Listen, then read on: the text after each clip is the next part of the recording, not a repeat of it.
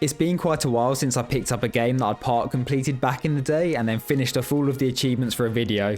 My recent content has been replaying games that I'd already 100%ed at some point, so I thought it was about time to change that. And the LEGO series is one I actually barely played when I was younger, and it's something that I've been wanting to put some time into, mostly because the game seemed pretty chilled and easy to get achievements in, which is a nice break from the pain that I usually put myself through. And there have also been quite a lot of LEGO achievement or trophy videos appearing on my YouTube feed, so I'd be lying if I said that those hadn't inspired me in one way or another. The LEGO game I'll be tackling today is maybe the most nostalgic and iconic of the bunch, the Star Wars Complete Saga. Released in 2007, the Complete Saga follows the events of the first 6 films, each of these being broken down into another 6 chapters for a total of 36 playable story missions. And be prepared to get extremely familiar with each and every one of those 36, because in order to unlock all of the achievements, I had to complete the game 4 times over. I said LEGO games were easy, but I never said they were quick. There are 44 achievements in the game, but only one that's really worth thinking about: obtaining 100% completion. Everything else will be unlocked along the way, or can easily be mopped up afterwards. So where was I starting this grind from? Well, it may as well have been 0, because I no longer had my save file and only had 4 of the achievements ticked off. The first thing I had to do was play through all 6 episodes and complete the story mode. There are collectibles available right off the bat in the form of mini kits and red bricks, but some are locked away behind doors that can only be opened with certain characters in the free play mode, so really it's pointless worrying about that in this run. Another thing that needs to be ticked off eventually is reaching True Jedi status for each level. And this just requires collecting a certain amount of studs, but again, it is made far easier in the future, so this first playthrough should literally just be about getting to the end as quickly as possible, or taking your time and enjoying the game. I guess that's also an option. And despite playing this game a little bit way back in the day, and again in 2018, which is when I unlocked those previous achievements, I can't actually remember any of it apart from the very first chapter. I have a very vivid memory of being in this room with the droidicas, but other than that, nothing. So unfortunately that means that there was absolutely nothing quick about this playthrough, as I found myself getting stuck far too many times than I'd like to admit for a children's game. It wasn't all negative though, because in the first for this channel, I was joined by G for Girlfriend, who took up the high pressure role of my co-op partner for a bit of the story mode. And we stumbled through the first half of the game together, unlocking achievements for destroying 300 droids, as well as finishing episode 2, and after a ridiculous amount of time spent trying to navigate past the lava, episode 3. Sadly, that was all the help that I was getting, and from here I was back to playing solo. During episode 4 I took out 300 stormtroopers, episode 5 saw me shoot down 50 TIE fighters and pull 25 arms off with a Wookiee, and in the final episode, Return of the Jedi, I unlocked achievements for riding all mount types as well as building 100 objects throughout the game. And that was the end of my story mode playthrough. Free play was now unlocked for all 36 chapters, and the real grind was just beginning. I realise I skimmed through that, but the other runs will give me more opportunities to go into more depth about the individual levels. I'm not even sure how it was possible, but at this point my time spent playing was already at 12 hours, and I wasn't even 35% of the way done. A speedrunner, I certainly am not. But now it's time to bring my attention back to the collectibles. Each level has 3 playable modes when you select it: story, which I was now completely done with, free play, and challenge. Free play means you can select any unlocked character to play with and therefore gain access to the hidden areas and find the 10 standard mini kits and 1 red brick. Challenge mode replaces those mini kits with a blue variant, which are hidden in different locations, and you're also given a time limit of 10 minutes to collect them all.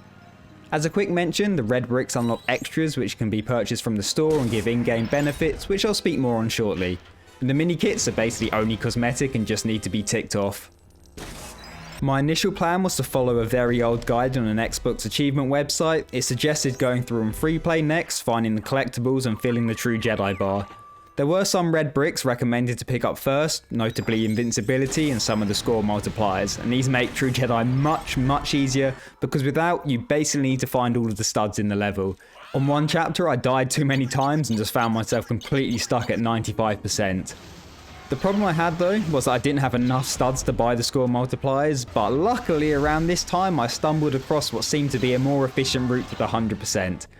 So when playing the challenge mode, you're not able to make use of any of the red bricks extra powers, and they also give loads of studs as a reward. Therefore, unless I'm wildly mistaken, which is entirely possible, it just makes complete sense to get these out of the way first.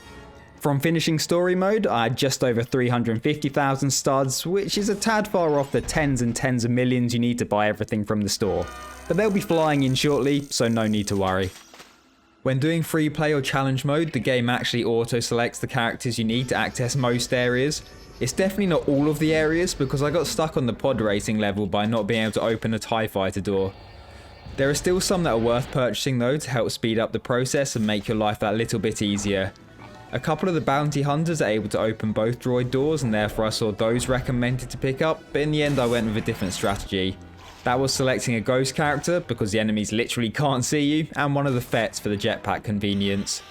It took a few levels to earn enough studs to buy Ghost Obi-Wan, but from there I was cruising through. Obviously the time limit is the main obstacle with these, and I did have quite a few infuriating near misses. None more so than running out of time with the last mini kit in sight. I also saved the vehicle missions until last because they seemed like more effort, but most were fine in the end. The speeder showdown took me a couple of tries, and I just scraped by the Hoth battle with 6 seconds left. And those two are definitely up there, the longest chapters, so I advise doing all you can to avoid having to replay them. The absolute worst, however, was the very last chapter of the game, Into the Death Star. The first 2 attempts I simply ran out of time, but then I managed to miss the last mini kit during the escape section because they're extremely hard to see amongst all the explosions, ending with 9 out of 10 and wasting another good 10 minutes of my life. And then I did literally the exact same thing again. And I'm sure it's obvious, but I was following along with video guides for these and still managed to miss it twice. But the 5th time of asking, I got it done, collecting the final blue mini kit. And sadly there's no achievement for these, but they are needed for the 100%, and as you can see I now had nearly 5 million studs to spend on the power bricks and make the next part of my grind more straightforward. Speaking of achievements though, I did pick up Lightsaber Defender along the way for performing 200 deflections. And next it was time to go back through all the levels again and unlock the standard mini kits, red bricks and true Jedi. And 4 of the remaining red bricks that I needed affected the score multiplier, with 3 of those being found at the starter levels, so I quickly grabbed them, and in the end I could only afford to buy 2 at this point anyway. As a side note, the red power bricks need to be turned on in the extras menu, and this resets if you restart the game, so don't forget to turn them on, as I did on multiple occasions. Just having a couple of the score multipliers on made filling the true Jedi bar an absolute breeze, and the chapters in general were nice and easy to deal with now. I didn't have the pressure of the time limit. There are of course some exceptions. Again, these were mostly the vehicle missions, and the main difference between the 2 types of mini kits is how they are found. The blue ones were just sat out in the open from the start, whereas a lot of the white ones require a small task to be completed to spawn in. After working my way through all of episode 1 and the first chapter of episode 2, which is definitely one of those exceptions I mentioned, I brought some more power bricks to help make everything even easier, the invincibility and stud magnet upgrades. And despite having already completed the game twice, I was still struggling occasionally with the character's movement and trying to jump accurately, definitely not helped by the camera's position at times. None more so than the start of Chapter 6 Episode 3, where yet again I found myself stuck in the very first room for about 10 minutes attempting to navigate the falling floor and lava. By the time I was back to Return of the Jedi, I'd unlocked all the score multipliers, so the stud count, which was already flying up, was now hitting true Jedi status if I collected one single stud. I feel like this is definitely the longest episode, and there are actually a couple of particularly long chapters. One of these is Jabba's barge, which I had to restart because I thought I'd locked myself out of this door. That was probably a user error, but I just couldn't work out how to get it open. And by this point it had been many hours spread across a lot of days since my last achievement, but once I finished the Battle of Endor level, I finally got some more gamer score for finding all of the red bricks. I still had a couple of chapters left, but I'd skipped ahead to grab those bricks earlier. So all I had left now was to collect the mini kits in the final 2 levels. Well, I also unlocked True Jedi, but at this point I did that within half a second of loading in, thanks to Stud Magnet and all the bonuses. So once I'd mocked up Jedi Destiny and Into the Death Star, the Mini Mayhem achievement was mine. Unfortunately for myself, I was still nowhere near being done with this game, despite playing through it 3 whole times. I haven't even mentioned the gold bricks yet. There are 3 of these available in each level, one for completing it in story mode, one for true Jedi status, and one for finding all of the mini kits, so those are all now taken care of. but there was still an extra 2 gold bricks per episode left for me to collect, awarded for completing the character and mini-kit bonus levels. These just require you to collect 1 million studs within 5 minutes, and the best way to do this is actually ignore the enemies and instead destroy the environment, as it gives you the most score and respawns, so you can just repeat a pattern and quickly get the 1 million that way. But yeah, 2 levels for each of the 6 films, 1 played as a character and 1 using a vehicle, and none that should give anyone any trouble really. And with all 12 of those done, I finally had all the collectibles from the story mopped up, but there were still a fair few gold bricks in other game modes to find. So next I headed to the bonus room, and here I was able to build 6 doors to the extra levels, each giving a brick for completion. The first 4 are nice and straightforward. 2 of these are chapters found in the story, except the original versions from the older LEGO Star Wars games, specifically the pod racing and gunship cavalry. They're basically the same deal, just slightly different control mechanics. And then the other 2 are the Anakin's Flight chapter and A New Hope, which puts you in the shoes of Darth Vader on his way to capture Princess Leia. And if you've made it this far, I can't imagine there's anything in any of those to give you trouble. But sadly, the same can't be said about the final 2 bonus levels. Apparently Lego City can be found in nearly every Lego game, but seeing as this is my first one, I don't have any experience with it. The map is small and the objective is simple. Earn 1 million studs by interacting with the world, taking as long as you need. And it's lucky that there is no time limit, because this took me absolutely ages. There are barely enough studs available from the long list of things to do, from destroying the environment and characters, to rebuilding new structures, using the force on various objects and driving or riding mounts. I got stuck at 970,000 and even when referring to a guide couldn't work out what was missing. That was until I hopped back into one of the cars and noticed a trail of studs spawn in, putting me out of my misery after nearly 45 minutes. Unfortunately, the last bonus level is pretty much exactly the same thing, just with a new layout and different things to destroy. And if you thought that my past experience would make this much quicker, you'd be wrong. With those out of the way, I went to spend some of my hard-earned studs, and in total there are 160 gold bricks in the game. 14 of these are buyable at the store, and that left me with just 20 more to collect. Those 20 are obtained by completing the bounty hunter missions, and in order to access those, I first had to buy all of the bounty hunter characters. So whilst doing that, I picked up all of the characters I had available. There's an achievement for unlocking all of them, but I still had one locked, which I'll be coming back to shortly. As a side note, at this point I was up to nearly 92% total completion, and my playtime was around 29 hours. But I knew I still had some really time consuming requirements left to tick off. But thankfully, the bounty hunter missions are not that. The objective of these is to simply find the target within the level with the help of a flashing hot or cold icon. The maps are reused from the story and never took me more than a few minutes of searching, and on the odd occasion I was done literally 10 seconds after spawning in. So it wasn't long before I had all of the bounty hunter missions ticked off, and therefore all of the bricks collected, and the going for gold achievement was mine. Back to the bonus room, and there's a viewable LEGO Indiana Jones trailer, which after sitting through makes him buyable from the store. So I did just that, bought Indiana Jones, and unlocked the collector achievement for owning all of the characters. There's no achievement for buying absolutely everything, all of the extras and the hints, but that is needed for the 100%. Money wasn't an issue at all anymore, but it was about to become even less of an issue. With all of the gold bricks found, I was able to build the stud fountain outside of the cantina. And just standing around next to this for 15 minutes or so with all of the multipliers active meant I was able to max out the counter at 4 billion and unlock the gopher achievement. And now to a total playtime of 30 hours and a completion percentage of 97%, I had just one requirement left to tick off for the 100, the super story.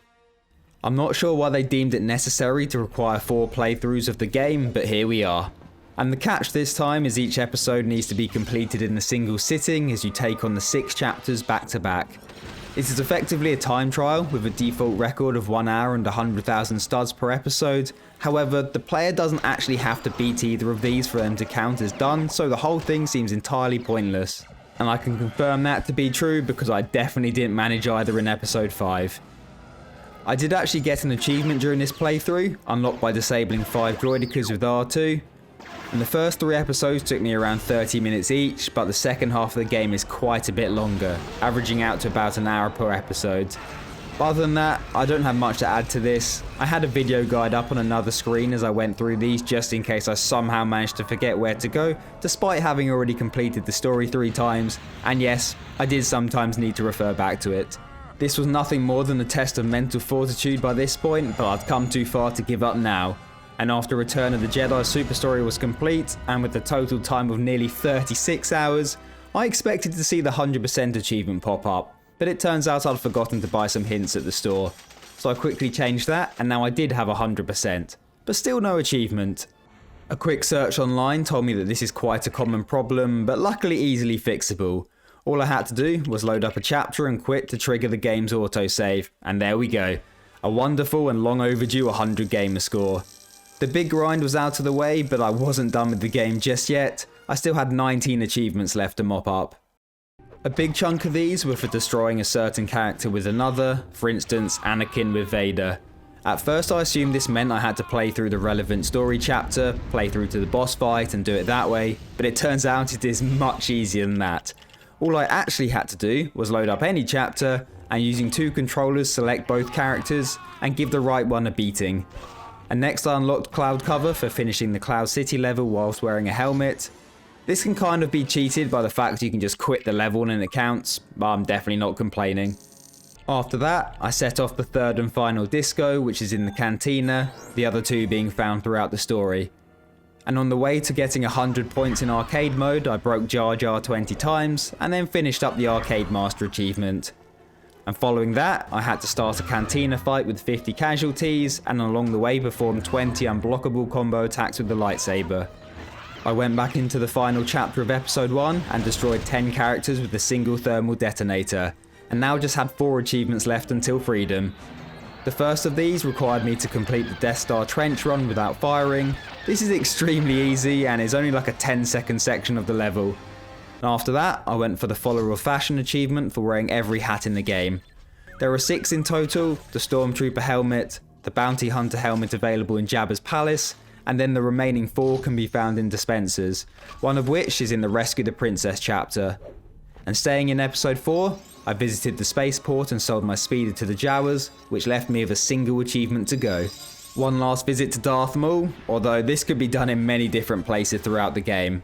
I needed to perform 200 blaster dodges, so I just set up camp here at the start of the chapter, and after a few minutes of rolling around, the Dodger achievement, the 42nd and final of LEGO Star Wars: The Complete Saga, was mine. In total, I ended up with a playtime of 36 hours and 31 minutes. I definitely could have cut that down a lot just from the initial story playthrough alone, and if I was to do this again, it wouldn't take me anywhere near that long. However, that's not going to happen. I think 4 playthroughs is enough for me. There are plenty of other LEGO titles that I'd like to give a go, and obviously a near endless list of games from different series. And if there are any in particular that you'd like to see me play, then let me know, and otherwise, I hope you enjoyed it, thanks for watching, and I'll see you next time.